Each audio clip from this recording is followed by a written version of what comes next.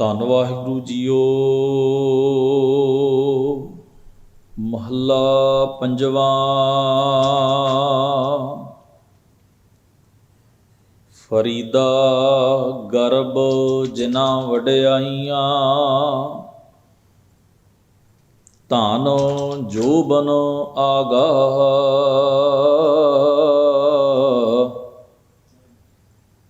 ਖਾਲੀ ਚੱਲੇ ਧਣੀ ਸਿਉ, ਟਿੱਬੇ ਜਿਉ ਮੀਹਾ। ਫਰੀਦਾ ਗਰਬ ਜਿਨਾ ਵਡਿਆਈਆਂ, ਧਨ ਜੋਬਨ ਆਗਾਹ।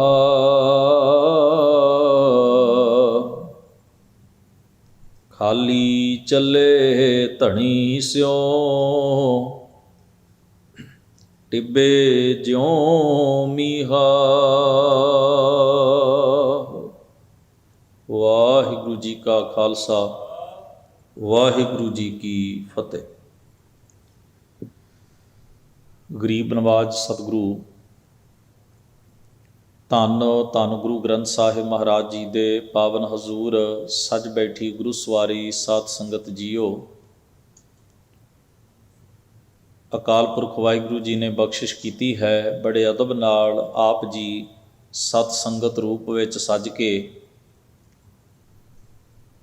ਗੁਰਬਾਣੀ ਦੇ ਪਾਠ ਅਤੇ ਕੀਰਤਨ ਦਾ ਲਾਹਾ ਗੁਰੂ ਸਵਾਰਿਆਂ ਪਾਸੋਂ ਪ੍ਰਾਪਤ ਕਰ ਰਹੇ ਸੀ। ਸਤਿਗੁਰੂ ਦੀ ਬਖਸ਼ਿਸ਼ ਦੇ ਪਾਤਰ ਬਣ ਕੇ ਆਪ ਜੀ ਇਹਨਾਂ ਰੋਜ਼ਾਨਾ ਦੇ ਦੀਵਾਨਾਂ ਵਿੱਚ ਹਾਜ਼ਰੀ ਭਰਦੇ ਹੋ। ਬੜੇ ਸਤਿਕਾਰ ਨਾਲ ਸਤ ਸੰਗਤ ਰੂਪ ਵਿੱਚ ਸਤਿਗੁਰੂ ਦੀ ਪਾਵਨ ਬਾਣੀ ਦਾ ਲਾਹਾ ਪ੍ਰਾਪਤ ਕਰਦੇ ਹੋ, ਜਿਸ ਵਿੱਚ ਆਪਾਂ ਬਾਬਾ ਸ਼ੇਖ ਫਰੀਦ ਸਾਹਿਬ ਜੀ ਦੀ ਬਾਣੀ ਦੀ ਲੜੀਵਾਰ ਕਥਾ ਵਿਚਾਰ ਕਰਦਿਆਂ ਹੋਇਆਂ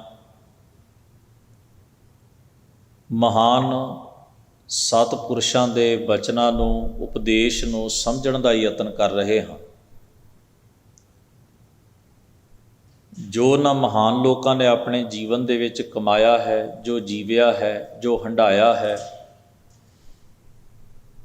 ਜੋ ਉਹਨਾਂ ਦਾ ਆਤਮਿਕ ਗਿਆਨ, ਵਿਵੇਕਪੂਰਨ ਸੱਚ ਜੋ ਸਾਡੇ ਕੋਲ ਹੈ, ਉਹਨਾਂ ਦੀ ਬਾਣੀ ਦੇ ਰੂਪ ਵਿੱਚ ਜੋ ਉਹਨਾਂ ਦੀ ਸਭ ਤੋਂ ਵੱਡੀ ਦੌਲਤ ਹੈ, ਕਮਾਈ ਹੈ, ਧਨ ਹੈ, ਉਹ ਉਹਨਾਂ ਨੇ ਸਾਡੀ ਝੋਲੀ ਵਿੱਚ ਪਾਇਆ ਹੈ ਕਿ ਅਸੀਂ ਆਪਣੇ ਜੀਵਨ ਦੀਆਂ ਗਹਿਰਾਈਆਂ ਨੂੰ ਸਮਝ ਸਕੀਏ। ਅਸੀਂ ਵੀ ਆਪਣੇ ਜੀਵਨ ਦੇ ਸੱਚ ਦੇ ਰੂਬਰੂ ਹੋ ਸਕੀਏ। ਅਸੀਂ ਆਪਣੇ ਆਪ ਨੂੰ ਦੇਖ ਸਕੀਏ। ਅਸੀਂ ਕਰਤੇ ਨੂੰ ਆਪਣੇ ਅੰਦਰੋਂ ਮਾਣ ਸਕੀਏ। ਔਰ ਇੱਕ ਇੱਕ ਬਚਨ ਉਹਨਾਂ ਦਾ ਸਾਨੂੰ ਸਾਡੇ ਜੀਵਨ ਦੀਆਂ ਗੁੰਝਲਾਂ ਖੋਲ੍ਹਣ ਦੇ ਵਿੱਚ ਸਹਾਇਤਾ ਕਰਦਾ ਹੈ, ਹੈਲਪਫੁੱਲ ਹੁੰਦਾ ਹੈ, ਮਦਦਗਾਰ ਸਾਬਤ ਹੁੰਦਾ ਹੈ। ਕੱਲ੍ਹ ਦੇ ਦੀਵਾਨ ਵਿੱਚ ਆਪਾਂ ਕੁਝ ਸ਼ਲੋਕ ਵਿਚਾਰੇ ਸਨ, ਕਿਉਂਕਿ ਜਿਨ੍ਹਾਂ ਸ਼ਲੋਕਾਂ ਨੂੰ ਆਪਾਂ ਹੁਣ ਵਿਚਾਰਨਾ ਹੈ ਉਹਨਾਂ ਦਾ ਪ੍ਰਕਰਣ ਜਿਹੜਾ ਹੈ ਉਹ ਕਿਸ ਕੰਟੈਕਸਟ ਦੇ ਵਿੱਚ ਹਨ, ਕਿਸ ਸੰਦਰਭ ਦੇ ਵਿੱਚ ਹਨ, ਉਹਨਾਂ ਨੂੰ ਸਮਝਣਾ ਬੇਹੱਦ ਜ਼ਰੂਰੀ ਹੈ। ਜਿੰਨਾ ਚਿਰ ਇਹ ਗੱਲ ਸਮਝ ਨਾ ਆਏ ਵੀ ਕੋਈ ਗੱਲ ਕਹਿਣ ਵਾਲਾ ਕਿਸ ਕੰਟੈਕਸਟ ਵਿੱਚ ਕਹਿ ਰਿਹਾ ਹੈ, ਬੜੀ ਉਲਝਣ ਪੈਦਾ ਹੋ ਜਾਂਦੀ ਹੈ ਵੀ ਕਿਸ ਪਰਥਾਏ, ਕਿਸ ਸੰਬੰਧ ਵਿੱਚ ਇਹ ਗੱਲ ਕਹੀ ਜਾ ਰਹੀ ਹੈ, ਇਹ ਗੱਲ ਕਿਸ ਟੌਪਿਕ ਨਾਲ ਰਿਲੇਟਡ ਹੈ, ਸੰਬੰਧਿਤ ਹੈ, ਕਿਸ ਵਿਸ਼ੇ ਨਾਲ ਜੁੜਦੀ ਹੈ। ਇਹ ਜਾਣਨ ਤੋਂ ਬਿਨਾਂ ਗੱਲ ਦੇ ਅਰਥ ਬਦਲ ਜਾਂਦੇ ਹਨ।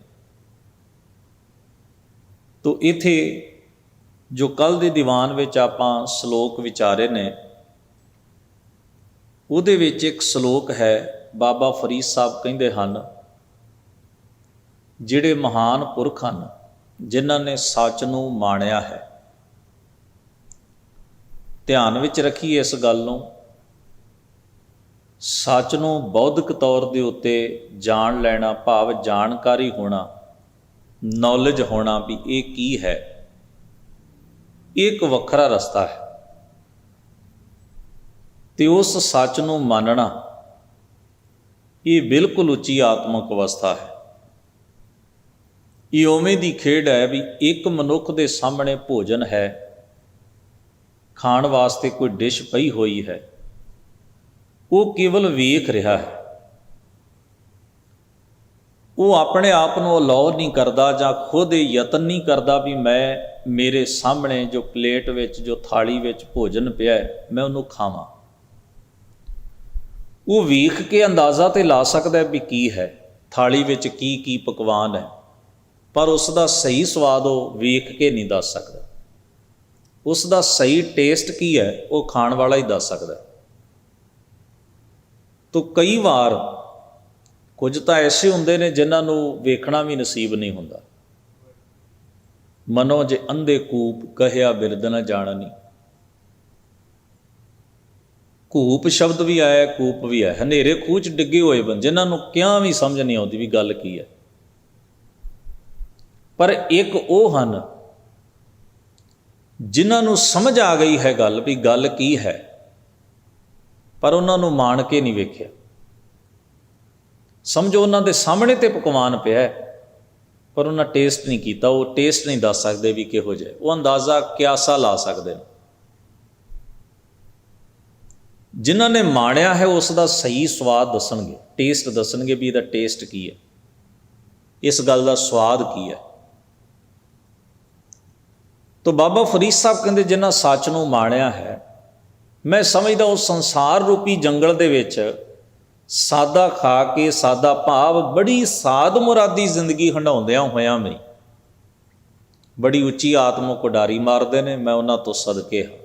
ਹਉ ਬਲਿਹਾਰੀ ਤਨ ਪੰਖੀਆਂ ਜੰਗਲ ਜਿਨ੍ਹਾਂ ਵਾਸ, ਕੰਕਰ ਚੁਗਨ ਥਲ ਵਸਨ ਰੱਬ ਨਾ ਛੋਡਣ ਪਾਸ। ਤੇ ਉਹ ਜਾਣਦੇ ਨੇ ਵੀ ਸੰਸਾਰ ਦੀ ਸੱਚਾਈ ਕੀ ਹੈ। ਫਰੀਦਾ ਰੁੱਤ ਫਿਰੀ ਵਣ ਕੰਬਿਆ, ਪੱਤ ਝੜੇ ਝੜ ਪਾਹੇ, ਚਾਰੇ ਕੁੰਡਾਂ ਢੂੰਡੀਆਂ ਰਹਿਣ ਕਿਥਾਉ ਨਾਏ। ਉਹ ਜਾਣਦੇ ਨੇ, ਉਹਨਾਂ ਨੇ ਤਜਰਬਾ ਕਰ ਲਿਆ।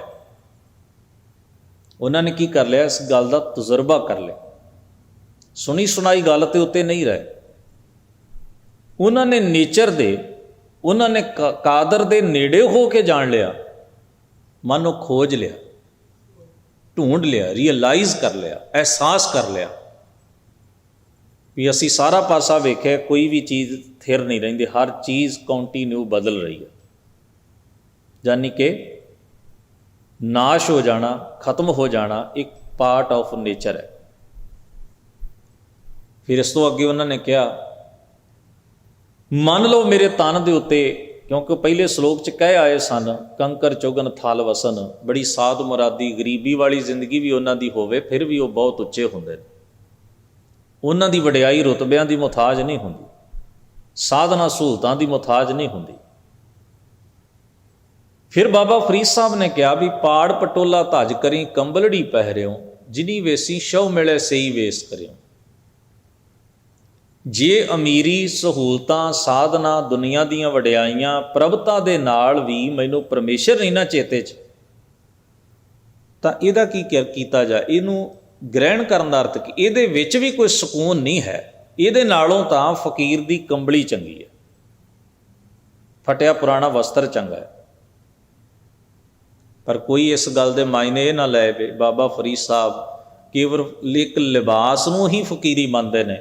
ਮਹਾਰਾਜ ਤੀਸਰੇ ਪਾਤਸ਼ਾਹ ਨੇ ਇਸ ਨੂੰ ਐਕਸਪਲੇਨ ਕੀਤਾ, ਆਖਿਆ, ਕਾਏ ਪਟੋਲਾ ਪਾੜਤੀ ਕੰਬਲੜੀ ਪਹਿਰੇ, ਨਾਨਕ ਘਰ ਹੀ ਬੈਠਿਆਂ ਸ਼ਉ ਮਿਲੇ, ਜੇ ਨੀਅਤ ਰਾਸ ਕਰੇ।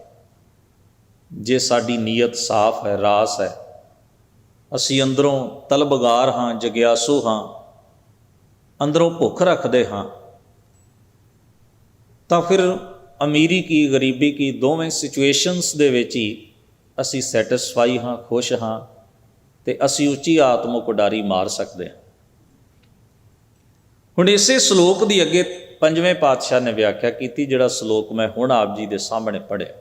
ਹੁਣ ਆਪਾਂ ਨੂੰ ਪਿਛਲਾ ਟੌਪਿਕ ਸਮਝ ਵਿੱਚ ਆ ਗਿਆ, ਅਤੇ ਮਹਾਰਾਜ ਗੁਰੂ ਅਮਰਦਾਸ ਸਾਹਿਬ ਜੀ ਦੇ ਸ਼ਲੋਕ ਦੇ ਨਾਲ ਹੀ ਗੁਰੂ ਅਰਜਨ ਸਾਹਿਬ ਜੀ ਨੇ ਆਪਣਾ ਸ਼ਲੋਕ ਦਰਜ, ਕਿਉਂਕਿ ਸਮੁੱਚੀ ਬਾਣੀ ਨੂੰ, ਬਾਣੀ ਤੇ ਗੁਰੂ ਨਾਨਕ ਸਾਹਿਬ ਭਗਤ ਸਾਹਿਬਾਨਾਂ ਦੀ ਇਕੱਠੀ ਕਰ ਲਿਆਏ ਸਨ, ਫਿਰ ਉਹਨਾਂ ਇਹ ਬਾਣੀ ਗੁਰੂ ਅੰਗਦ ਸਾਹਿਬ ਨੂੰ ਬਖਸ਼ੀ। ਫਿਰ ਸਾਰੀ ਬਾਣੀ ਦਾ ਖਜ਼ਾਨਾ ਪਹਿਲੇ ਗੁਰੂ ਸਾਹਿਬਾਨ ਤੇ ਗੁਰੂ ਅੰਗਦ ਸਾਹਿਬ ਦਾ ਤੀਸਰੇ ਪਾਤਸ਼ਾਹ ਕੋਲ ਆਇਆ, ਚੌਥੇ ਪਾਤਸ਼ਾਹ ਕੋਲ ਆਇਆ, ਪੰਜਵੇਂ ਪਾਤਸ਼ਾਹ ਕੋਲ ਆਇਆ। ਤੋ ਇਹ ਬਾਣੀ ਜਦੋਂ ਪੰਚਮ ਪਾਤਸ਼ਾਹ ਮਹਾਰਾਜ ਨੇ ਇੱਕ ਪ੍ਰੋਪਰ ਢੰਗ ਦੇ ਨਾਲ ਇਸ ਨੂੰ ਐਡਿਟ ਕੀਤਾ, ਭਾਵ ਇਸ ਨੂੰ ਸੰਪਾਦਨ ਕੀਤਾ, ਇੱਕ ਤਰਤੀਬ ਦਿੱਤੀ ਬਾਣੀ ਨੂੰ ਲਿਖਣ ਲੱਗਿਆਂ, ਤਾਂ ਸਤਿਗੁਰੂ ਗੁਰੂ ਅਰਜਨ ਸਾਹਿਬ ਜੀ ਨੇ ਮਹਿਸੂਸ ਕੀਤਾ ਵੀ ਇਹਨੂੰ ਹੋਰ ਐਕਸਪਲੇਨ ਇਸ ਟੌਪਿਕ ਨੂੰ ਕਰ ਦੇਣਾ ਚਾਹੀਦਾ ਹੈ। ਅਤੇ ਉਹਨਾਂ ਨੇ ਆਪਣਾ ਸ਼ਲੋਕ, ਇੱਥੇ ਇਕੱਠੇ ਹੀ ਕੁਝ ਸ਼ਲੋਕ ਨੇ ਗੁਰੂ ਅਰਜਨ ਸਾਹਿਬ ਜੀ ਦੇ, ਉਹਨਾਂ ਨੇ ਆਪਣਾ ਸ਼ਲੋਕ ਨਾਲ ਦਰਜ ਕੀਤਾ, ਹੋਰ ਐਕਸਪਲੇਨ ਹੋ ਜਾਏ। ਕੀ ਐਕਸਪਲੇਨੇਸ਼ਨ ਹੈ, ਕੀ ਵਿਆਖਿਆ ਹੈ, ਕੀ ਵਿਸ਼ਲੇਸ਼ਣ ਹੈ ਮਹਾਰਾਜ ਗੁਰੂ ਅੰਮ੍ਰਿਤ ਧੰਨ ਗੁਰੂ ਅਰਜਨ ਸਾਹਿਬ ਸੱਚੇ ਪਾਤਸ਼ਾਹ ਦਾ। ਹਜ਼ੂਰ ਫਰਮਾਉਂਦੇ ਨੇ, ਫਰੀਦਾ ਗਰਬ ਜਿਨ੍ਹਾਂ ਵਡਿਆਈਆਂ, ਵੀ ਬਾਬਾ ਫਰੀਦ ਸਾਹਿਬ ਜੀ ਦਾ ਜਿਹੜਾ ਸ਼ਬਦ ਉਹਨਾਂ ਨੇ ਵਰਤਿਆ ਨਾ, ਬਾਬਾ ਫਰੀਦ ਸਾਹਿਬ ਜੀ ਨੇ ਪਹਿਲੇ ਸ਼ਲੋਕਾਂ ਦੇ ਵਿੱਚ ਪਾੜ ਪਟੋਲਾ ਧੱਜ ਕਰੀ, ਵੀ ਉੱਥੇ ਬਾਬਾ ਫਰੀਦ ਸਾਹਿਬ ਜੀ ਦਾ ਭਾਵ ਕੀ ਹੈ। ਰੇਸ਼ਮ, ਮੈਂ ਪਹਿਲਾਂ ਕਿਹਾ ਵੀ ਪਟੋਲਾ ਦਾ ਭਾਵ ਹੈ ਰੇਸ਼ਮ ਦਾ ਕੀਮਤੀ ਵਸਤਰ, ਜਿਹੜਾ ਉਹਨਾਂ ਦੇ ਤਨ ਨੂੰ ਕੱਜਦਾ ਹੈ, ਜਿਹੜਾ ਸਿਰ ਨੂੰ ਕੱਜਦਾ ਹੈ, ਜਿਹੜਾ ਸਰੀਰ ਨੂੰ ਕੱਜਦਾ ਹੈ। ਉੱਥੇ ਬਾਬਾ ਫਰੀਦ ਸਾਹਿਬ ਜੀ ਦਾ ਭਾਵ ਕੀ ਸੀ, ਇਸ ਗੱਲ ਤੋਂ ਮਹਾਰਾਜ ਗੁਰੂ ਅਰਜਨ ਸਾਹਿਬ ਨੂੰ ਹੋਰ ਐਕਸਪਲੇਨ ਕਰ ਰਹੇ। ਤੁਸੀਂ ਵੇਖੋ, ਅਸੀਂ ਇਕੱਲਾ ਉਪਰੀ ਨਜ਼ਰੇ ਨਾ ਵੇਖੀਏ ਵੀ ਬਾਬਾ ਫਰੀਦ ਸਾਹਿਬ ਦੇ ਸ਼ਲੋਕ ਨਾਲ ਤੀਜੇ ਪਾਤਸ਼ਾਹ ਦਾ ਸ਼ਲੋਕ ਹੈ, ਫਿਰ ਪੰਜਵੇਂ ਪਾਤਸ਼ਾਹ। ਸਵਾਲ ਇਹ ਹੈ, ਕਿੰਨੀ ਡੂੰਘਾਈ ਤੱਕ ਮਹਾਰਾਜ ਗੁਰੂ ਅਮਰਦਾਸ ਸਾਹਿਬ ਨੇ ਬਾਬਾ ਫਰੀਦ ਸਾਹਿਬ ਜੀ ਦੇ ਵਿਚਾਰ ਦਾ ਮੰਥਨ ਕੀਤਾ ਹੈ, ਜੇ ਕਿੰਨੀ ਡੂੰਘਾਈ ਦੇ ਨਾਲ ਗੁਰੂ ਅਰਜਨ ਸਾਹਿਬ ਨੇ ਉਪਰੋਕਤ ਸਾਹਮਣੇ ਪਏ ਹੋਏ ਸ਼ਲੋਕਾਂ ਨੂੰ ਆਪਣੀ ਸੁਰਤ ਵਿੱਚ ਵਸਾਇਆ ਹੈ, ਤੇ ਕਿੰਨੀ ਸ਼ਿੱਦਤ ਨਾਲ ਉਹਨਾਂ ਨੇ ਹੋਰ ਇਸ ਦੀ ਡੂੰਘਾਈ ਦੇ ਵਿੱਚੋਂ ਇੱਕ ਵਿਆਖਿਆ ਦਿੱਤੀ। ਇਹ ਇਸ਼ਾਰਾ ਵੀ ਹੈ ਇਸ ਗੱਲ ਵੱਲ ਕਿ ਅਸੀਂ ਬਾਣੀ ਨੂੰ ਕਿੰਨਾ ਡੂੰਘਾ ਸਮਝਣਾ ਹੈ, ਬਾਣੀ ਨੂੰ ਕਿੰਨਾ ਡੂੰਘੀ ਪੱਧਰ ਉੱਤੇ ਵਿਚਾਰਨ ਦਾ ਯਤਨ ਕਰਨਾ ਹੈ, ਉਸ ਅਨੁਭਵ ਤੱਕ ਪਹੁੰਚਣਾ ਹੈ, ਉਸ ਅਹਿਸਾਸ ਤੱਕ ਪਹੁੰਚਣਾ ਹੈ। ਵੇਖੋ ਹੁਣ ਜਦੋਂ ਤੀਸਰੇ ਪਾਤਸ਼ਾਹ ਪੜ੍ਹ ਰਹੇ ਸਨ ਬਾਬਾ ਫਰੀਦ ਸਾਹਿਬ ਦਾ ਸ਼ਲੋਕ, ਤੇ ਉਹਨਾਂ ਦਾ ਅਹਿਸਾਸ ਕਿੰਨਾ ਡੂੰਘਾ ਚਲਾ ਗਿਆ ਹੋਏਗਾ ਵੀ ਬਾਬਾ ਫਰੀਦ ਸਾਹਿਬ ਦੀ ਭਾਵਨਾ ਨੂੰ ਸਮਝ ਗਏ। ਤੇ ਜਦੋਂ ਇਹ ਦੋਵੇਂ ਹੀ ਸ਼ਲੋਕ ਮਹਾਰਾਜ ਗੁਰੂ ਅਰਜਨ ਸਾਹਿਬ ਦੇ ਸਾਹਮਣੇ ਹੋਣਗੇ, ਉਹ ਕਿੰਨਾ ਡੂੰਘਾ ਅਹਿਸਾਸ ਉਹਨਾਂ ਦਾ ਹੋਏਗਾ ਕਿ ਉਹਨਾਂ ਨੇ ਅਹਿਸਾਸ ਕਰ ਲਿਆ ਵੀ ਬਾਬਾ ਫਰੀਦ ਸਾਹਿਬ ਆਹ ਕਹਿ ਰਹੇ ਨੇ, ਤੀਸਰੇ ਪਾਤਸ਼ਾਹ ਉਹਦੇ ਪਰਥਾਏ ਆਹ ਐਕਸਪਲੇਨੇਸ਼ਨ ਦੇ ਰਹੇ ਨੇ, ਤੇ ਇਹਨੂੰ ਹੋਰ ਮੈਂ ਐਕਸਪਲੇਨ ਕਰਦਿਆਂ ਤੇ ਗੱਲ ਕਿੰਨੀ ਸੁਖੱਲੀ ਹੋ ਜਾਏਗੀ। ਤੁਸੀਂ ਅੰਦਾਜ਼ਾ ਲਾ ਕੇ ਵੇਖੋ ਵੀ ਕਿੰਨੀ ਡੂੰਘੀ ਪੱਧਰ ਦੇ ਉੱਤੇ ਬਾਬਾ ਫਰੀਦ ਸਾਹਿਬ ਦੇ ਸ਼ਲੋਕ ਨੂੰ ਉਹਨਾਂ ਨੇ ਮੰਥਨ ਕੀਤਾ, ਅਬਜ਼ਰਵ ਕੀਤਾ ਆਪਣੇ ਆਪ ਵਿੱਚ, ਤੇ ਫਿਰ ਤੀਸਰੇ ਪਾਤਸ਼ਾਹ ਦੇ ਸ਼ਲੋਕ ਨੂੰ ਵੀ ਉਹਨਾਂ ਨੇ ਆਪਣੇ ਅੰਦਰ ਡੂੰਘਾ ਵਸਾ ਲਿਆ। ਕਿੰਨੀ ਡੂੰਘੀ ਭਾਵਨਾ ਚੋਂ ਫਿਰ ਵਿਆਖਿਆ ਤੇ ਤਾਂ ਹੀ ਹੋ ਸਕਦੀ ਹੈ ਨਾ, ਸਹੀ ਐਕਸਪਲੇਨੇਸ਼ਨ ਤੇ ਤਾਂ ਹੀ ਦਿੱਤੀ ਜਾ ਸਕਦੀ ਹੈ ਜੇ ਤੁਸੀਂ ਉਸ ਵਿਚਾਰ ਨੂੰ ਡੀਪਲੀ ਅੰਡਰਸਟੈਂਡ ਕਰ ਲਓ, ਸਮਝ ਲਓ। ਤਾਂ ਇੱਥੇ ਉਹਨਾਂ ਨੇ ਫਰਮਾਇਆ, ਕਹਿਣ ਲੱਗੇ ਬਾਬਾ ਫਰੀਦ ਸਾਹਿਬ ਦਾ ਕੀ ਭਾਵ ਹੈ ਭਲਾ, ਕਾਏ ਪਟੋਲਾ ਪਾੜ ਜਿਹੜਾ ਸ਼ਬਦ ਹੈ ਉਹਨਾਂ ਦਾ, ਜਿਸ ਬਾਰੇ ਮਹਾਰਾਜ ਗੁਰੂ ਅਮਰਦਾਸ ਸਾਹਿਬ ਨੇ ਕਿਹਾ ਕਾਏ ਪਟੋਲਾ ਪਾੜਤੀ ਕੰਬਲੜੀ ਪਹਿਰੇ। ਫਰੀਦ ਸਾਹਿਬ ਦਾ ਭਾਵ ਹੈ ਵਡਿਆਈਆਂ ਦਾ ਗੁਰੂਰ, ਪ੍ਰਭਤਾ। ਸੋ ਸ਼ਲੋਕ ਕੀ ਹੈ, ਫਰੀਦਾ ਗਰਬ ਜਿਨ੍ਹਾਂ ਵਡਿਆਈਆਂ। ਕਈ ਵਾਰ ਖਿਆਲ ਆਉਂਦਾ ਵੀ ਮਹਾਰਾਜ ਪੰਜਮ ਪਾਤਸ਼ਾਹ ਆਪਣਾ ਸ਼ਲੋਕ ਲਿਖ ਰਹੇ ਹਨ ਤੇ ਫਰੀਦਾ ਸ਼ਬਦ ਕਿਉਂ ਵਰਤਦੇ ਨੇ, ਕਿਉਂਕਿ ਉਹ ਫਰੀਦ ਸਾਹਿਬ ਦੇ ਸ਼ਲੋਕ ਦੀ ਐਕਸਪਲੇਨੇਸ਼ਨ ਵਿਆਖਿਆ 'ਚ ਕਹਿ ਰਹੇ ਨੇ, ਇਸ ਕਰਕੇ ਉਹਨਾਂ ਨੇ ਇਹ ਸ਼ਬਦ ਵਰਤਿਆ। ਆਖਦੇ ਨੇ ਗਰਬ, ਗਰਬ ਦਾ ਮਤਲਬ ਹੈ ਗੁਰੂਰ, ਈਗੋ। ਯਾਦ ਰਹੇ ਆਪ ਵਿੱਚੋਂ ਜਿਹੜੇ ਬਾਈ ਭਾਈ ਬਾਣੀ ਪੜ੍ਹਦੇ ਨੇ, ਜਦੋਂ ਸ਼ਬਦ ਗਰਭ ਆਏਗਾ ਭੱਬੇ ਨਾਲ, ਗੱਗਾ ਰਾਰਾ ਤੇ ਭੱਬਾ, ਉੱਥੇ ਹੋਏਗਾ ਮਾਤਾ ਦਾ ਉਦਰ, ਮਾਤਾ ਦਾ ਗਰਭ ਜਿੱਥੇ ਬੱਚਾ ਪਲਦਾ ਹੈ। ਤੇ ਜਦੋਂ ਬੱਬੇ ਨਾਲ ਆਏਗਾ ਗਰਭ, ਉਹਦਾ ਮਤਲਬ ਹੈ ਈਗੋ, ਅਹੰਕਾਰ, ਗੁਰੂਰ। ਕਈ ਵਾਰ ਅਸੀਂ ਲਫ਼ਜ਼ੀ ਫਰਕ ਨੂੰ ਸਮਝਦੇ ਨਹੀਂ ਤੇ ਇੱਕੋ ਜਿਹਾ ਉਚਾਰਨ ਕਰ ਜਾਂਦੇ, ਗਰਭ ਤੇ ਗਰਭ। ਵੱਡੇ ਵੱਡੇ ਅਹੰਕਾਰੀਆ ਨਾਨਕ ਗਰਭ ਗਲੇ, ਗਰਭ। ਹੰਕਾਰੀ ਗਲਦਾ ਹੀ ਹੰਕਾਰ 'ਚ ਹੈ, ਉਹਨੂੰ ਗਾਲਣ ਲਈ ਕਿਸੇ ਹੋਰ ਮਟੀਰੀਅਲ ਦੀ ਲੋੜ ਨਹੀਂ ਪੈਂਦੀ। ਕਮਾਲ ਦੀ ਗੱਲ ਹੈ ਨਾ। ਜਿਵੇਂ ਗੰਦਗੀ ਦਾ ਕੀੜਾ ਗੰਦਗੀ ਦੇ ਵਿੱਚ ਹੀ ਜੀਂਦਾ, ਉਹ ਮਰਦਾ ਵੀ ਉੱਥੇ ਹੀ ਆ, ਉਹਨੂੰ ਕਿਸੇ ਹੋਰ ਜਗ੍ਹਾ ਦੇ ਉੱਤੇ ਜਾ ਕੇ ਨਹੀਂ ਮਰਨਾ ਪੈਂਦਾ। ਹੰਕਾਰ ਨੂੰ ਹੰਢਾਉਣ ਵਾਲਾ ਅੰਦਰੋਂ ਗਲਦਾ ਸੜਦਾ ਵੀ, ਆਪਣਾ ਸਾਰਾ ਕੁਝ ਗਵਾਉਂਦਾ ਵੀ ਈਗੋ ਦੇ ਵਿੱਚ ਹੀ, ਹਉਮੈ ਦੇ ਵਿੱਚ ਹੀ ਹੈ। ਕਿਉਂਕਿ ਉਹਨੇ ਆਪਣੀ ਜ਼ਿੰਦਗੀ ਦਾ ਜਿੰਨਾ ਵੀ ਸਟਰਕਚਰ ਬਣਾਇਆ ਉਹ ਹਉਮੈ ਦੇ ਬੇਸ 'ਤੇ ਬਣਾਇਆ, ਹਉਮੈ ਦੇ ਵਿਖਾਵਿਆਂ 'ਚ ਹੀ ਗੁਜ਼ਾਰਿਆ, ਹਉਮੈ ਨੂੰ ਬਣਾਈ ਰੱਖਣ ਵਾਸਤੇ ਹੀ ਕੰਮ ਕੀਤੇ ਨੇ, ਅਤੇ ਉਹ ਖਪੇਗਾ ਵੀ ਉਹਦੇ 'ਚ।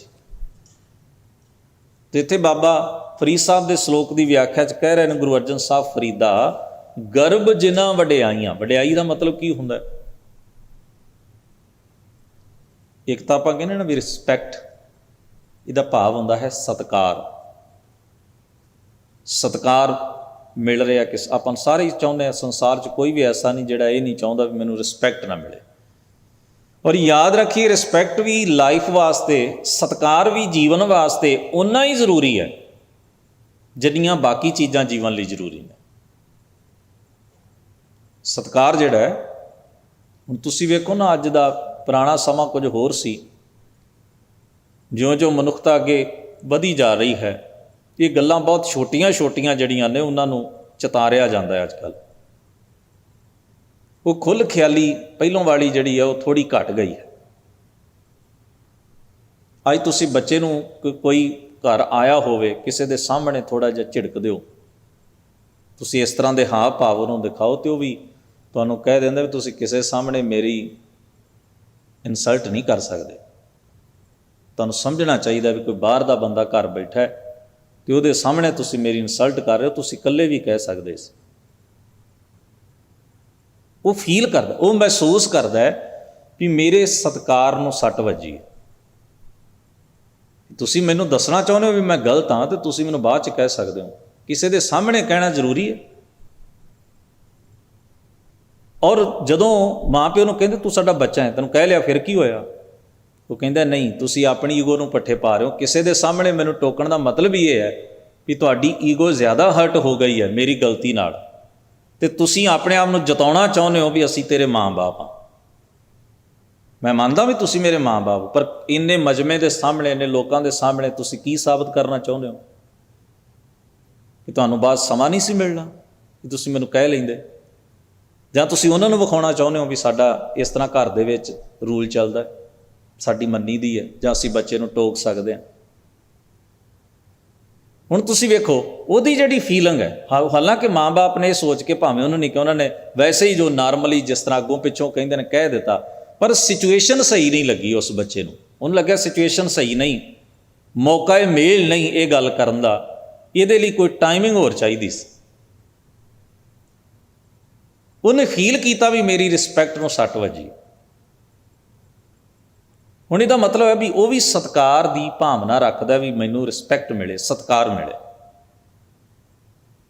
ਹੁਣ ਸਤਿਕਾਰ ਮਨੁੱਖ ਦੀ ਉਵੇਂ ਦੀ ਖੁਰਾਕ ਹੈ ਜਿਵੇਂ ਸਾਡੀ ਫਿਜ਼ੀਕਲੀ ਬਾਕੀ ਖੁਰਾਕ ਹੈ, ਪਰ ਕੇਵਲ ਰਿਸਪੈਕਟ ਲਈ ਹੀ ਜੀਂਦੇ ਰਹਿਣਾ, ਜੇ ਮੰਨ ਲਈ ਕਿ ਡਿਪੈਂਡਡ ਹੋ ਜਾਣਾ ਇੱਕ ਤਰ੍ਹਾਂ ਨਾਲ ਵੀ ਮੈਂ, ਜੇ ਮੈਨੂੰ ਕੋਈ ਰਿਸਪੈਕਟ ਦਿੰਦਾ ਤੇ ਤਾਂ ਹੀ ਮੇਰਾ ਮਿੱਤਰ ਹੈ, ਜੋ ਮੈਨੂੰ ਅਵੋਇਡ ਕਰਦਾ ਉਹ ਮੇਰਾ ਦੁਸ਼ਮਣ ਹੈ।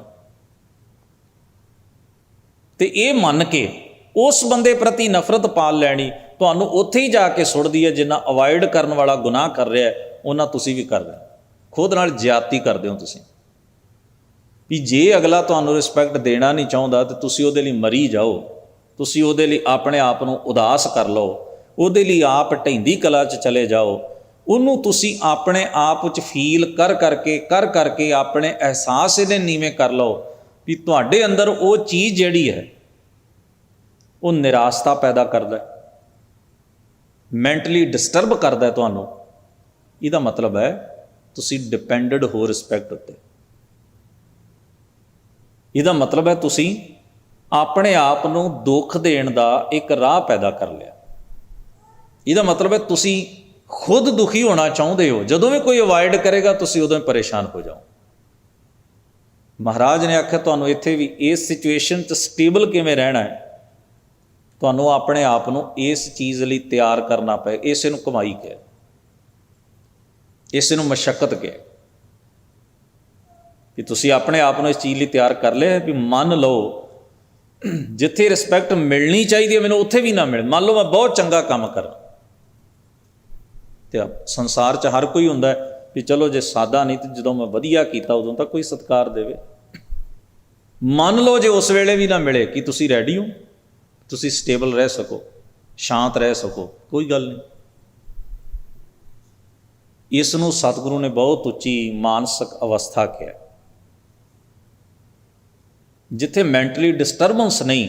ਜੇ ਕੋਈ ਮਾੜਾ ਇੱਥੋਂ ਤੱਕ ਵੀ ਰਿਸਪੈਕਟ ਵੀ ਨਾ ਦੇਵੇ, ਉਲਟਾ ਤੁਹਾਡੀ ਨਿੰਦਾ ਕਰ ਜਾਏ, ਤੁਹਾਨੂੰ ਹਰਟ ਕਰ ਜਾਏ, ਤੁਸੀਂ ਫਿਰ ਵੀ ਸ਼ਾਂਤ ਰਹੋ, ਫਿਰ ਵੀ ਟਿਕਾ 'ਚ ਰਹੋ, ਕੋਈ ਗੱਲ ਨਹੀਂ। ਇਹਨੂੰ ਹਜ਼ੂਰ ਕਹਿੰਦੇ ਨੇ ਉਸਤਤ ਨਿੰਦਾ ਦੋਊ ਤਿਆਗੈ, ਖੋਜੈ ਪਦ ਨਿਰਵਾਨਾ, ਜਨ ਨਾਨਕ ਕੇ ਖੇਲ ਕਠਨ ਹੈ। ਇਹਨਾਂ ਸੌਖਾ ਨਹੀਂ ਹੈ, ਕਿਉਂਕਿ ਮੈਂ ਜੋ ਵੀ ਕੀਤਾ ਹੈ ਨਾ ਡਿਪੈਂਡ ਹੋ ਕੇ ਕੀਤਾ ਹੈ। ਮੈਂ ਜੋ ਵੀ ਚੰਗਾ ਵੀ ਜੇ ਮੈਂ ਕੀਤਾ ਹੈ ਨਾ, ਤੇ ਇਸ ਕਰਕੇ ਨਹੀਂ ਕੀਤਾ ਵੀ ਮੈਂ ਚੰਗਾ ਤੇ ਮੈਂ ਕਮਾਉਂਦਾ ਹੀ ਚੰਗਿਆਈ ਹਾਂ। ਮੈਂ ਕੀਤਾ ਹੀ ਇਸ ਕਰਕੇ ਵੀ ਕੌਣ ਕੌਣ ਮੈਨੂੰ ਭਲਾ ਚੰਗਾ ਕਹਿੰਦਾ, ਚਲੋ ਘੱਟੋ ਘੱਟ ਸੰਸਾਰ ਦੇ ਲੋਕ ਮੈਨੂੰ ਇਹਦੇ ਨਾਲ ਵਡਿਆਈ ਦੇਣ। ਤੇ ਇਸ ਗੱਲ ਦੇ ਤੋਂ ਡਰ ਕੇ ਕੀਤਾ ਵੀ ਕੋਈ ਮੇਰੀ ਨਿੰਦਾ ਨਾ ਕਰਦਾ। ਤੁਸੀਂ ਸੋਚ ਕੇ ਵੇਖੋ, ਮੈਂ ਕਿੰਨਾ ਅੰਡਰ ਪ੍ਰੈਸ਼ਰ ਚੰਗਾ ਵੀ ਕੀਤਾ ਤੇ ਕਿੰਨਾ ਅੰਡਰ ਪ੍ਰੈਸ਼ਰ ਕੀਤਾ। ਜਿੰਨੀ ਜ਼ਿੰਦਗੀ ਜੀਵੀ ਉਹ ਕਿੰਨੀ ਬੋਝ ਥੱਲੇ ਜੀਵੀ ਹੈ। ਪਰ ਜਿਹੜਾ ਇਸ ਪ੍ਰਭਾਵ ਤੋਂ, ਇਸ ਬੋਝ ਤੋਂ ਮੁਕਤ ਹੈ, ਵਡਿਆਈ ਦੀ ਭੁੱਖ ਨਹੀਂ, ਨਿੰਦਾ ਦਾ ਖੌਫ ਨਹੀਂ, ਆਪਣੇ ਸੱਚੇ ਅਸੂਲਾਂ ਮੁਤਾਬਕ ਆਪਣੀ ਜ਼ਿੰਦਗੀ ਜੀ ਰਿਹਾ ਹੈ, ਉਹਨੂੰ ਆਪਣਾ ਕਰਤੱਵ ਪਿਆਰਾ ਹੈ, ਕਰਮ ਅਮਲ ਪਿਆਰਾ ਹੈ, ਉਹਨੂੰ ਕਿਸੇ ਦੀ ਪਰਵਾਹ ਨਹੀਂ, ਉਹਨੂੰ ਕਿਸੇ ਦੀ ਪਰਵਾਹ ਨਹੀਂ। ਬੇਪਰਵਾਹ ਸਦਾ ਰੰਗ ਹਰ ਕੈ, ਜਾ ਕੋ ਪਾਖ ਸੁਆਮੀ। ਤੋ ਗਰੀਬ ਨਵਾਜ ਉਸ ਨੂੰ ਕਹਿੰਦੇ ਨੇ, ਉਹ ਉੱਚੀ ਆਤਮਿਕ ਅਵਸਥਾ ਵਾਲਾ। ਪਰ ਜਿਨ੍ਹਾਂ ਨੂੰ ਸੰਸਾਰ ਦੀ ਵਡਿਆਈ ਦਾ ਗੁਰੂਰ ਹੋ ਜਾਏ, ਈਗੋ, ਮੈਨੂੰ ਤਾਂ ਰਿਸਪੈਕਟ ਬੜੀ, ਮੈਨੂੰ ਤਾਂ ਹਰ ਕੋਈ ਨਿਉਂਦਾ ਹੈ, ਸਤਿਕਾਰ ਦਿੰਦਾ ਹੈ, ਸਿਰ ਝੁਕਾਉਂਦਾ ਹੈ। ਧਨ ਜੋਬਨ ਆਗਾ, ਧਨ ਦਾ ਮਤਲਬ ਹੁੰਦਾ ਹੈ ਜਾਇਦਾਦ, ਦੌਲਤ, ਪ੍ਰੋਪਰਟੀ, ਕੋਈ ਵੀ ਚੀਜ਼ ਲੈ ਲਓ ਜਿਹਨੂੰ ਆਪਾਂ ਧਨ ਦੀ ਸ਼੍ਰੇਣੀ 'ਚ ਰੱਖਦੇ। ਮਾਇਆ, ਪੈਸਾ, ਪ੍ਰੋਪਰਟੀ, ਜ਼ਮੀਨ, ਜਾਇਦਾਦ, ਬਿਜ਼ਨਸ, ਜੋ ਵੀ ਅੰਪਾਇਰ ਅਸੀਂ ਖੜਾ ਕੀਤਾ। ਧਨ ਦੇ ਕਾਰਨ ਜਿਹੜਾ ਹੰਕਾਰ ਪੈਦਾ ਹੋਇਆ, ਮੇਰੇ ਕੋਲ ਦੌਲਤ ਬੜੀ ਹੈ, ਬਾਕੀ ਮੇਰੇ ਤੋਂ ਗਰੀਬ ਹਨ, ਬੜੀ ਅਜੀਬ ਚੀਜ਼ ਹੈ। ਤੇ ਦੌਲਤਮੰਦ ਬੰਦਾ ਜਿਹੜਾ ਹੈ, ਜਦੋਂ ਉਹਨੂੰ ਗਰੂਰ ਹੋ ਜਾਏ ਨਾ ਇਸ ਗੱਲ ਦਾ, ਦੌਲਤ ਦਾ ਗੁਰੂ, ਉਹ ਫਿਰ ਚਤਾਰਦਾ ਰਹਿੰਦਾ। ਜੇ ਉਹ ਕਿਸੇ ਦੀ ਹੈਲਪ ਕਰ ਵੀ ਦੇ ਨਾ ਕਿਸੇ ਦੁੱਖ ਵੇਲੇ, ਉਸ ਗੱਲ ਨੂੰ ਛੱਡਦਾ ਨਹੀਂ। ਉਹਦਾ ਪੂਰਾ ਅਰਕ ਕੱਢਦਾ ਹੈ। ਸਾਰੀ ਜ਼ਿੰਦਗੀ ਜਿੰਨਾ ਚਿਰ ਉਹ ਬੰਦੇ ਦੀ ਪਿੱਠ ਪਿੱਛੇ ਵੀ ਕਹਿੰਦਾ ਰਹੇਗਾ, ਇਸ ਬੰਦੇ ਨੂੰ ਮੈਂ ਫਲਾਨੀ ਜਗ੍ਹਾ ਤੇ ਦੀ ਹੈਲਪ ਕੀਤੀ, ਛੱਡੇਗਾ ਨਹੀਂ। ਹੁਣ ਉਹ ਜਿਹੜੀ ਚੀਜ਼ ਹੈ, ਉਹ ਕਿਉਂ ਕਹਿੰਦਾ ਬੰਦਾ? ਕਿਉਂਕਿ ਉਹਦੇ ਅੰਦਰ ਈਗੋ ਹੈ ਇਸ ਗੱਲ ਦੀ ਵੀ ਮੇਰੇ ਕੋਲ ਦੌਲਤ ਹੈ, ਮੈਂ ਖਰਚ ਸਕਦਾ, ਮੇਰੇ ਕੋਲ ਪਾਵਰ ਹੈ, ਮੈਂ ਇਸ ਬੰਦੇ ਲਈ ਵਰਤ ਸਕਦਾ। ਉਹ ਚੀਜ਼ ਦੇ ਚੱਕਰ ਵੀ ਉਹ ਚੋਂ ਬਾਹਰ ਨਹੀਂ ਨਿਕਲਦਾ, ਕਦੇ ਵੀ ਸ਼ਾਂਤ ਨਹੀਂ ਹੁੰਦਾ ਵੀ ਕੋਈ ਗੱਲ ਨਹੀਂ। ਜ਼ਿੰਦਗੀ 'ਚ ਮਨੁੱਖ ਦੀ ਮਦਦ ਕਰਦਾ ਆਇਆ। ਇਹ ਸੰਸਾਰ ਹੈ, ਇੱਥੇ ਕਿਸੇ ਨੂੰ ਕਿਸੇ ਦੀ ਲੋੜ ਪੈ ਸਕਦੀ, ਪਰ ਉਹ ਜਤਾਉਣਾ ਆਪਣਾ ਹੱਕ ਸਮਝਦਾ, ਅਧਿਕਾਰ ਸਮਝਦਾ। ਉਹਨੂੰ ਮਹਾਰਾਜ ਕਹਿੰਦੇ ਨੇ ਵੀ ਸਮਝੋ, ਇਹ ਜਿਸ ਮੰਡਲ ਵਿੱਚ ਜੀ ਰਿਹਾ, ਇਹਦਾ ਜੋ ਅੰਦਰ ਦਾ ਸਟੇਟਸ ਹੈ ਜਿਹੜਾ, ਉਹ ਹੈ ਈਗੋ ਦੇ ਵਿੱਚ ਘੁੰਮਣ ਘੇਰੀ 'ਚ ਪਿਆ ਹੋਇਆ ਬੰਦਾ। ਗਰਭ ਜਿਨ੍ਹਾਂ ਵਡਿਆਈਆਂ, ਧਨ ਜੋਬਨ, ਜੋਬਨ ਦਾ ਮਤਲਬ ਹੁੰਦਾ ਜਵਾਨੀ, ਤਾਕਤ। ਧਨ ਦੇ ਕਾਰਨ ਗਰੂਰ ਆ ਗਿਆ, ਜਵਾਨੀ ਕਾਰਨ ਗਰੂਰ ਆ ਗਿਆ, ਤਾਕਤ ਕਾਰਨ ਗਰੂਰ ਆ ਗਿਆ, ਪ੍ਰਭਤਾ ਦਾ ਹੰਕਾਰ ਹੋ ਗਿਆ। ਕੀ ਐਸੇ ਜੀਵ ਸੱਚਮੁੱਚ ਮਾਲਕ ਦੇ ਦਰ ਤੇ ਪ੍ਰਵਾਨ ਨੇ? ਨਹੀਂ। ਬੜੀ ਪਿਆਰੀ ਉਦਾਹਰਨ ਦਿੱਤੀ, ਕਹਿੰਦੇ ਖਾਲੀ ਚੱਲੇ ਧਣੀ ਸਿਉ ਟਿੱਬੇ ਜਿਉ ਮੀਹਾ। ਧਣੀ ਦਾ ਮਤਲਬ ਹੈ ਖਸਮ, ਮਾਲਕ, ਵਾਹਿਗੁਰੂ ਦੀ ਬਖਸ਼ਿਸ਼ ਤੋਂ ਵਾਂਝੇ ਹੀ ਰਹਿ ਜਾਂਦੇ ਨੇ। ਉਹਨਾਂ ਕੋਲ ਸਭ ਕੁਝ ਹੁੰਦਾ ਹੈ, ਪਰ ਪੀਸ ਆਫ ਮਾਈਂਡ ਨਹੀਂ ਹੁੰਦਾ। ਸਭ ਕੁਝ ਹੁੰਦਾ ਹੈ, ਵਡਿਆਈ, ਪ੍ਰਭਤਾ, ਜੋਬਨ, ਜਵਾਨੀ, ਧਨ, ਸਤਿਕਾਰ, ਸਭ ਕੁਝ, ਪਰ ਉਹਨਾਂ ਨੂੰ ਆਤਮਿਕ ਸੈਟਿਸਫੈਕਸ਼ਨ ਨਹੀਂ ਮਿਲਦੀ। ਉਹਨਾਂ ਕੋਲ ਪਰਮੇਸ਼ਰ ਦੀ ਮੁਹੱਬਤ ਨਹੀਂ ਹੁੰਦੀ। ਉਹ ਟਿਕਾਓ ਤੇ ਤਵਾਜ਼ਨ ਅੰਦਰ ਦਾ ਗਵਾ ਲੈਂਦੇ ਨੇ। ਖਾਲੀ ਚੱਲੇ ਧਣੀ ਸਿਓ ਵਾਹਿਗੁਰੂ ਦੀ ਇਸ ਅਦੁੱਤੀ ਬਖਸ਼ਿਸ਼ ਤੋਂ ਉਵੇਂ ਹੀ ਮਾਂਝੇ ਰਹਿ ਜਾਂਦੇ ਨੇ। ਜਿਵੇਂ ਤੁਸੀਂ ਵੇਖੋ ਮੀਂਹ ਪੈਂਦਾ, ਮੀਂਹ ਉੱਚੇ ਟਿੱਬੇ ਤੇ ਵੀ ਓਨਾ ਪਿਆ ਤੇ ਥੱਲੇ ਨੀਵੀਂ ਜਗ੍ਹਾ ਤੇ, ਪਰ ਉੱਚੇ ਟਿੱਬੇ ਦਾ ਪਾਣੀ ਰਿੜ ਕੇ ਵੀ ਨੀਵੀਂ ਜਗ੍ਹਾ ਤੇ ਆ ਜਾਂਦਾ। ਖਾਲੀ ਚੱਲੇ ਧਣੀ ਸਿਓ ਟਿੱਬੇ ਜਿਉਂ ਮੀਂਹ। ਮੀਂਹ ਦੇ ਵਿੱਚ ਵੀ ਜਿਵੇਂ ਟਿੱਬੇ ਪਾਣੀ ਦੇ ਖਲੋਣ ਤੋਂ ਸੱਖਣੇ ਰਹਿ ਜਾਂਦੇ ਨੇ, ਉਹ ਇਵੇਂ ਸੱਖਣੇ ਰਹਿ ਜਾਂਦੇ ਨੇ ਜਿਹੜੇ ਗਰੂਰ ਪਾਲ ਕੇ ਜੀਵਨ ਚੱਲਦੇ ਨੇ। ਤੋ ਅੱਗੇ ਜਾ ਕੇ ਫਰਮਾਇਆ, ਫਰੀਦਾ ਤਿਨਾ ਮੁਖ ਡਰਾਵਣੇ ਜਿਨ੍ਹਾਂ ਵਿਸਾਰਿਓਨ ਨਾਮ, ਐਥੈ ਦੁੱਖ ਘਨੇਰਿਆ ਅੱਗੇ ਠੌਰ ਨਾ ਠਾਂ। ਹੁਣ ਬਾਬਾ ਫਰੀਦ ਸਾਹਿਬ ਜੀ ਦਾ ਇਹ ਸ਼ਲੋਕ ਹੈ। ਉਹ ਕਹਿੰਦੇ ਉਹਨਾਂ ਦੇ ਮੁਖ ਡਰਾਉਣੇ ਲੱਗਦੇ ਨੇ ਮੈਨੂੰ, ਭਾਵੇਂ ਉਹ ਵਡਿਆਈ ਵਾਲੇ ਹੋਣ, ਦੌਲਤਮੰਦ ਹੋਣ, ਪ੍ਰਭਤਾ ਵਾਲੇ ਹੋਣ, ਚੰਗਾ ਉੱਚਾ ਸਟੇਟਸ ਰੁਤਬਾ ਰੱਖਦੇ ਹੋਣ, ਪਰ ਜੋ ਗਰਭ ਹੰਕਾਰ 'ਚ ਜੀਂਦੇ ਨੇ ਤਾਂ ਉਹਨਾਂ ਨੂੰ ਵਾਹਿਗੁਰੂ ਪਰਮੇਸ਼ਰ ਭੁੱਲਿਆ ਰਹਿੰਦਾ। ਹਉਮੈ ਨਾਵੇਂ ਨਾਲ ਵਿਰੋਧ ਹੈ ਦੋਏ ਨਾ ਵਸੈਂ। ਇੱਕ ਉੱਥੇ ਪਰਮੇਸ਼ਰ ਦੀ ਰਹਿਮਤ ਨਦਰੇ ਕਰਮ ਨਹੀਂ ਹੋ ਸਕਦੀ। ਉਹ ਜਿਹੜੇ ਵਾਹਿਗੁਰੂ ਦੀ ਯਾਦ, ਪਰਮੇਸ਼ਰ ਦੇ ਹੋਣ ਦੇ ਅਹਿਸਾਸ ਤੋਂ ਸੱਖਣੇ ਨੇ, ਜਿਨ੍ਹਾਂ ਨੇ ਨਾਉਂ ਵਿਸਾਰ ਦਿੱਤਾ, ਉਹਨਾਂ ਦਾ ਮੂੰਹ, ਉਹਨਾਂ ਦਾ ਮੁੱਖ, ਉਹਨਾਂ ਦੀ ਜਿਹੜੀ ਲੁੱਕ ਹੈ, ਜੋ ਉਹਨਾਂ ਦੀ ਇਮੇਜ ਹੈ, ਉਹ ਮੈਨੂੰ ਬਹੁਤ ਡਰਾਉਣੀ ਲੱਗਦੀ, ਖਤਰਨਾਕ ਨੇ ਬੰਦੇ। ਤੇ ਨਾ ਮੁੱਖ ਡਰਾਵਣੇ ਜਿਨ੍ਹਾਂ ਵਿਸਾਰਿਓਨ। ਵੈਸੇ ਫਿਜ਼ੀਕਲੀ ਹੋ ਸਕਦਾ ਉਹ ਸੋਹਣੇ ਹੋਣ, ਸੁਹੱਪਣ ਵਾਲੇ ਹੋਣ, ਪਰ ਇੱਥੇ ਤਿੰਨਾਂ ਮੁੱਖ ਡਰਾਵਣੇ ਦਾ ਮਤਲਬ ਉਹਨਾਂ ਦੀ ਇਮੇਜ ਬਹੁਤੀ ਵਧੀਆ ਨਹੀਂ ਹੁੰਦੀ। ਹੁਣ ਆਪਾਂ ਜਦੋਂ ਇਤਿਹਾਸ ਪੜ੍ਹਦੇ ਹਾਂ, ਔਰੰਗਜ਼ੇਬ ਤਖਤ ਉੱਤੇ ਬੈਠਾ ਤੇ ਕੋਈ ਲੀਰਾਂ ਪਾ ਕੇ ਤਾਂ ਬਹਿੰਦਾ ਨਹੀਂ ਹੋਏਗਾ। ਸਭ ਤੋਂ ਮਹਿੰਗੀ ਪੁਸ਼ਾਕ ਉਹਦੇ ਲਈ ਰੈਡੀ ਰਹਿੰਦੀ ਹੋਏਗੀ। ਸਭ ਤੋਂ ਵਧੀਆ ਲਜ਼ੀਜ਼ ਕੀਮਤੀ ਖਾਣਾ ਖਾਣ ਸਾਹਮਣੇ ਉਹਦੇ ਲਈ ਬਣਾਉਂਦੇ ਨੇ।